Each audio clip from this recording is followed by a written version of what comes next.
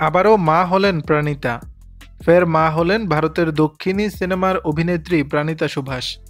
সম্প্রতি পুত্র সন্তানের জন্ম দিয়েছেন ৩১ বছর বয়সী অভিনেত্রী।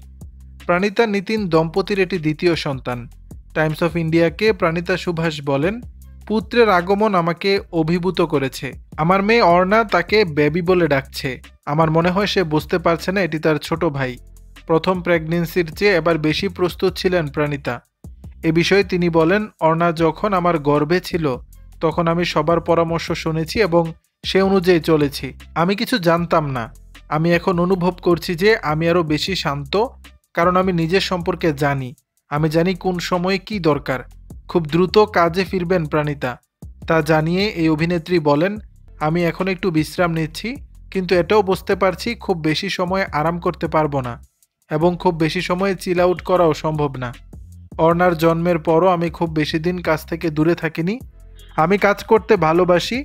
আশা করছি যতটা দ্রুত সম্ভব কাজে ফিরব। দর্শক, বিষয়টি নিয়ে আপনাদের মতামত জানাবেন নিচের কমেন্ট বক্সে।